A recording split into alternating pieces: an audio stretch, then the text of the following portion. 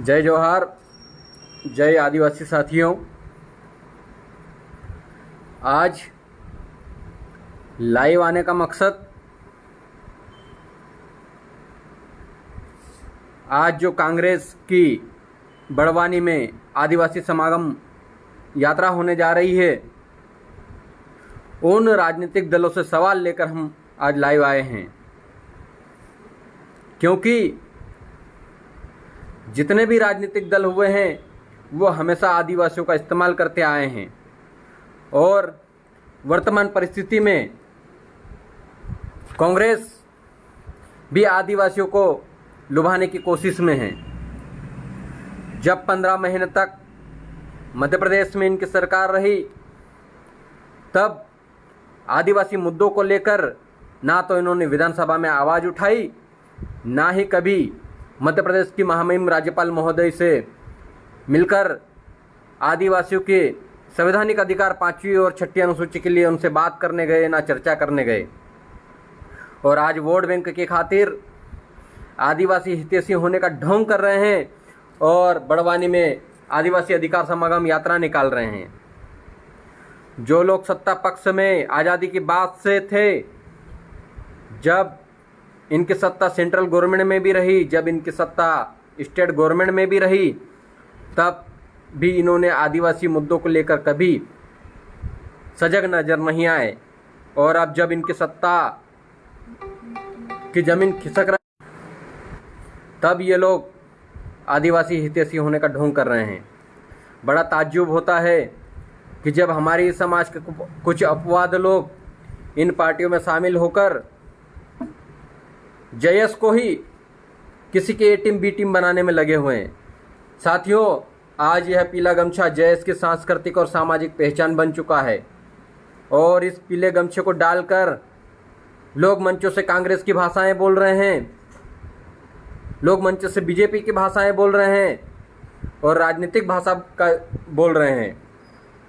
जबकि जयस का शुरुआत से अभी तक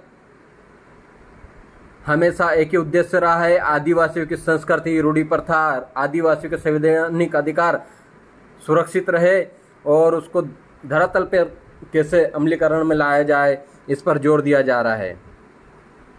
लेकिन इसके बावजूद कुछ लोग जयस को किसी राजनीतिक दल की ए टीम, तो कोई बी टीम, तो कोई सी टीम, तो कोई फलाना फलाना बोलता है। उन तमाम राजनीतिक दल के लोगों को स्पष्ट कर देना चाहता हूं कि जयस किसी का भी ना ए टीम है ना बी टीम है। जयस पूर्णतः सामाजिक विचारधारा है और वह आदिवासियों की संस्कृति, रूढ़ी प्रथा के लिए हमेशा कार्य करता रहेगा और युवाओं को जागृत करता रहेगा। आज हमारे जागृत आदिवासी कर्मचारियों का अलग अलग जगह ट्रांसफ़र कर दिया गया, सिर्फ इसलिए कि वह आदिवासी हैं। आज आदिवासी समाज सत्ता पक्ष से सवाल करने लगा है, सत्ता विपक्ष से सवाल करने लगा है, तो इन राजनीतिक गलियारों में हलचल मची हुई है कि जयस को किसी भी तरह से आगे न बढ़ने दिया जाए और जयस को ना तुम रोक पाओगे न रोक सकोगे, क्योंकि दोनों ही राजनीतिक दल जो मध्य प्रदेश में वर्तमान में काबिज हैं, उन लोगों ने हमेशा जयस का इस्तेमाल ही किया है, उसके अलावा कुछ नहीं किया। जब अभी मानपुर में अजनार नदी में केमिकल कांड हुआ, तब विपक्ष की क्या भूमिकाएं थी? तब विपक्ष उन लोगों आदिवासियों के पक्ष में खड़ा क्यों नहीं नजर आया? क्या अजनार नदी से पानी नर्मदा नदी में नहीं जाएगा? क्या नर्मदा नदी में जाने के बाद सिर्फ उसका पानी आदिवासी समाज के लोग ही पिएंगे? क्या दूसरे अन्य समाज के लोग उसका पानी नहीं पिएंगे? क्या उसका असर तमाम मानव जाति से लेकर जीव जंतुओं पर नहीं पड़ेगा? लेकिन इस पर विपक्ष कभी सवाल नहीं करता है और आज बड़ी बड़ी फेंकने के लिए बड़वानी में आदिवासी अधिकार समागम यात्रा निकाल रहे हैं। ये लोग आज़ादी के बाद जब से राजनीतिक शुरुआत हुई है, तब से आदिवासियों को इसी तरह से लुभाते आए हैं और आगे भी इसी तरह से लुभाते रहेंगे। ये हम आदिवासी युवाओं को समझना है कि चाहे कांग्रेस हो, चाहे बीजेपी हो, चाहे कोई भी राजनीतिक दल आदिवासियों का कभी हितैषी नहीं हुआ है, ना आगे कभी होगा। बेरोजगार युवा भोपाल में जाते हैं, रोजगार मांगते हैं, उन्हें लाठियां मिलती है, न सत्ता पक्ष सुनता है, न विपक्ष उनके साथ खड़ा नजर आता है। क्यों? क्योंकि दोनों ही पार्टियों ने ठान लिया है कि आदिवासी क्षेत्रों पर राज कैसे किया जाता है, ताकि आदिवासियों को आदिवासियों से लड़वा दो, वहां पर राजनीति करो, ताकि आदिवासी ही लड़ेगा और हम उन पे आसानी से राज कर लेंगे। दोनों एक ही थाली के चट्टे बट्टे हैं और दोनों ने आदिवासियों का बहुत नुकसान किया है। इसलिए जयस किसी भी पार्टी का समर्थक नहीं है, न कांग्रेस का, न बीजेपी का, न किसी अन्य दल का। आज भी हो सकता है कुछ लोग, तथाकथित लोग, जयस के युवाओं को बड़वानी भर भर कर ले जा रहे होंगे, लेकिन उन युवाओं को समझना चाहिए कि हम किसी भी राजनीतिक दल के समर्थक नहीं हैं। आज से 8-9 साल हो गए हैं जयस संवैधानिक पहचान के साथ, संवैधानिक अधिकारों के साथ लड़ रहा है। इसलिए जयस को कोई भी लोग कमज़ोर नहीं कर पा रहे हैं, और कमज़ोर नहीं कर पा रहे हैं इसलिए हमारे लोगों को लालच दिया जा रहा है कि आप इस पार्टी में शामिल हो जाइए, आप इस पार्टी में शामिल हो जाइए। और कुछ लोग जिन्हें राजनीति करनी है वो उसकी सदस्यता लेकर उनके लिए काम भी कर रहे हैं। जब एमपीपीएससी में आदिवासियों का प्रतिशत रेशे के साथ छेड़छाड़ की जा रही है, तब भी सत्ता पक्ष न विपक्ष कुछ बोल। टीएससी का गठन किया पिछली सरकार ने। टीएससी में जबकि आदिवासी को ही अध्यक्ष होना चाहिए, लेकिन वहां पर भी खुद मुख्यमंत्री अध्यक्ष बनकर बैठ जाते हैं और वहां का पैसा जो टीएससी का बनता है वो गबन कर जाते हैं। पलायन का मुद्दा बहुत ही बड़ा मुद्दा है। इसमें आदिवासी युवा लोग मध्य प्रदेश से गुजरात की ओर पलायन करते हैं, महाराष्ट्र की ओर पलायन करते हैं, लेकिन उनके रोजगार की व्यवस्था के लिए कोई भी राजनीतिक दल उस आवाज़ नहीं उठाता है। सत्ता पक्ष तो सवाल करने के लिए है ही, लेकिन विपक्ष की क्या भूमिकाएं हैं? विपक्ष अपनी भूमिकाओं को क्यों अदा नहीं करता है? और जब बात अभी उपचुनाव की होने वाला है तो आदिवासी क्षेत्रों में यात्राएं निकालना शुरू कर दिए हैं। अनुच्छेद 275 के तहत जो बजट बनता है वह बजट भी 100% आदिवासी व्यक्ति के विकास के लिए खर्च होना चाहिए, लेकिन वो क्षेत्र के विकास के लिए खर्च कर दिया जाता है और उसका 15 से 20% ही खर्च होता है। बाकी का 80% दूसरे विभागों में बांट दिया जाता है। जो आदिवासी का पैसा आदिवासियों के ऊपर खर्च न करते हुए दूसरे विभागों में अन्य जगहों पर खर्च कर दिया जाता है, जबकि क्षेत्र हमारा, वोट हमारे, लोग हमारे और राज कोई और कर रहा है। इसी तरह से दोनों ही राजनीतिक दल यह चाहते हैं कि इन आदिवासियों का वोट बैंक का इस्तेमाल कर लिया जाए और राज वही लोग करें। हमारे लोग उन्हीं की गोद में जाकर बैठ जाते हैं, उन्हीं की भाषाएं बोलते हैं और उन्हीं का साथ देते हैं। आज बेबुनियाद बेरोजगार लोगों पर एफआईआर की जा रही है। उन एफआईआर को हटवाने के लिए विपक्ष क्या कर रहा है? विपक्ष कुछ नहीं, आवाज ही नहीं उठाता है। हमारे बेरोजगार लोग रोजगार मांगते हैं, एफआईआर होती है। अपने हक अधिकारों की बात करते हैं, एफआईआर होती है। ऐसी परिस्थिति में राजनीतिक दल के लोग जो आदिवासी हितैषी बनते हैं वो खड़े क्यों नहीं नजर आते हैं? आज फिर आदिवासियों का इस्तेमाल बड़वानी में किया जाएगा। इन राजनीतिक दलों से बचना है साथियों। इन राजनीतिक दलों की मेंटेलिटी को समझना है। और जयस कोई एरो गेरो का संगठन नहीं है। जयस पढ़े लिखे लोगों का विचारधारा है और आज संवैधानिक विचारधारा के आगे सारे लोग नतमस्तक हो गए हैं। इसलिए उनको लुभाने के लिए उनको जगह जगह यात्राएं करनी पड़ रही है। आप अपने आप को कमज़ोर मत समझिए। आपके संवैधानिक अधिकार का ज्ञान आपको है, इसलिए आपके क्षेत्र में आकर राजनीतिक पार्टियां यात्रा कर रही है और इन यात्राओं से आदिवासियों को लुभाने की कोशिश की जा रही है। आप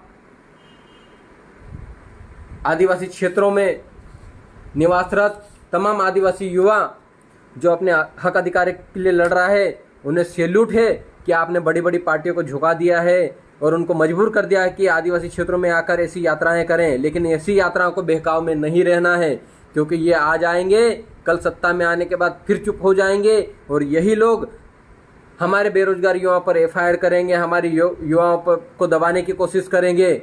इसलिए कोई भी राजनीतिक दल आदिवासियों को हितैषी नहीं हुआ। अगर हितैषी होता तो आज 5वीं अनुसूची जमीन पर अमलीकरण में होती ही।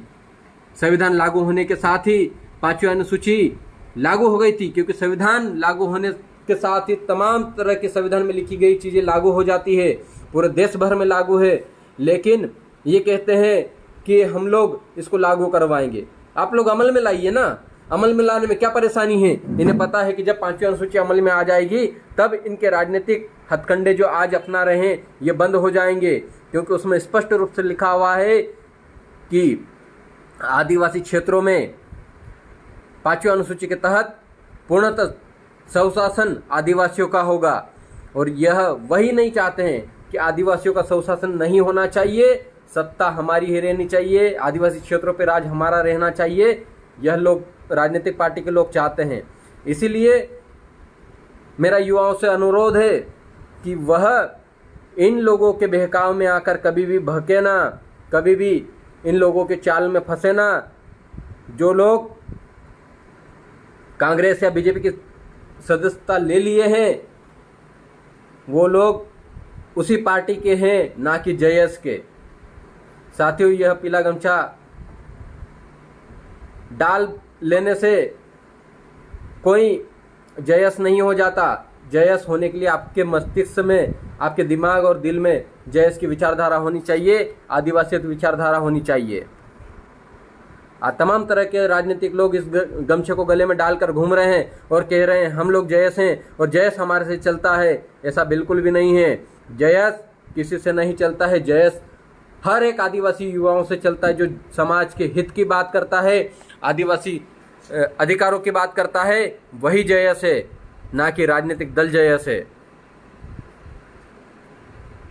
आज उन कुछ अपवाद लोगों की वजह से जयस को बी टीम ए टीम बोला जा रहा है। एक बार पुनः स्पष्ट कर देना चाहता हूं, जयस किसी की ए टीम बी टीम नहीं है। जयस स्वतंत्र है, निष्पक्ष है और एक आदिवासियों के प्रति कट्टर विचारधारा है। इसे तोड़ने की कोशिश बिल्कुल भी ना करें। इसे जो जो तोड़ने आएगा वह कामयाब नहीं हो पाएंगे। बस इतना ही कहना चाहता हूं कि जो लोग ये यात्रा निकाल रहे हैं उनसे हमारा सीधा सा सवाल है, आप लोग आदिवासी मुद्दों को लेकर क्यों नहीं आवाज उठाते हैं? क्या आपकी सरकार सेंट्रल गवर्नमेंट में पहले नहीं रही? क्या इससे पूर्व में भी आपकी सरकार स्टेट गवर्नमेंट में नहीं रही? तब आप लोगों ने आदिवासियों के प्रति क्या किया? जब आपकी सरकार 15 महीने तक थी, आपके घोषणा पत्र में लिखा था 100 दिनों के अंदर रोजगार दिया जाएगा। आप 15 महीने तक रहे, एक भी रोजगार नहीं निकाला। और आज भी बेरोजगार युवा दर दर भटक रहा है। आज भी बेरोजगार युवा रोजगार के लिए भोपाल जा रहा है, वहां जाकर आंदोलन कर रहा है, लाठियां खा रहा है। उसके साथ आप क्यों नहीं खड़े रहते हैं? ऐसी पार्टियों को जो आदिवासियों का हितैषी होने का ढोंग करे, ऐसे लोगों को हमारे क्षेत्र से खदेड़ना भी चाहिए साथियों, क्योंकि बहुत हुआ, इन लोगों ने बहुत इस्तेमाल किया। अगर आदिवासियत और 5वीं अनुसूची को सच में लागू करवाना चाहते हैं तो ग्राम सभा का सहारा लीजिए। और अब हम लोग 5वीं अनुसूची को कैसे लागू होती है ये ग्राम सभाओं के माध्यम से बताएंगे। बहुत जल्द जगह जगह ग्राम सभाओं का आयोजन कर ग्राम सभा में जो स्वशासन दिया गया है उसको हम सभी मिलकर लागू करवाएंगे। आप सब युवा सैल्यूट है, आप लोगों को सलाम है कि आदिवासी अधिकारों के प्रति इतने जागरूक हो गए हैं कि जैसे ही मुद्दा आता है आप लोग हमेशा उसके साथ खड़े रहते हैं। कल नीमच में एक ऐतिहासिक कार्यक्रम हुआ, लेकिन अभी पेपर में स्टेटमेंट देखा हूं कि वहां के प्रशासन के लोग कह रहे हैं कि आयोजनकर्ताओं पर एफआईआर की जाएगी। क्यों भाई? जब एक आदिवासी युवा को घसीट कर मारा जा रहा था तब तक आप लोगों ने उनको तत्काल फांसी देने के लिए ऐसे कदम नहीं उठाए, और आज उसी की न्याय के लिए मांग करने गए आदिवासी युवाओं पर कह रहे हैं कि एफआईआर की जाएगी। बस इतना कहना चाहता हूं कि इन राजनीतिक दलों के बहकाव में हमारे युवा ना आए और इन राजनीतिक दलों से दूरियां बनाकर रखें। ये हमेशा आदिवासी वोट बैंक का इस्तेमाल करते हैं और आगे भी करेंगे। और जो लोग जयस को किसी राजनीतिक दल से जोड़ रहे हैं उनसे स्पष्ट कह देना चाहता हूं कि ये आपका जो कर रहे हैं ये ठीक नहीं है। जयस किसी भी राजनीतिक दल का न कल समर्थक था, न आज है, न आगे रहेगा। सामाजिक विचारधारा के साथ हम लोग लड़ते रहेंगे, जितना हो सके उतने लड़ेंगे। और संविधान में कुछ अधिकार तो दिए हैं जिसको हम लोग अमलीकरण में जरूर लाएंगे, भले धीरे धीरे ही सही, लेकिन लाएंगे जरूर। आज जयस एक ब्रांड बन चुका है और जयस कभी भी पीछे हटने वाला नहीं है। बस इतना ही कहना चाहूँगा। इसी के साथ आप सभी साथियों को जोहार। जय आदिवासी, जिंदाबाद, जय जयस। लड़ेंगे और जीतेंगे।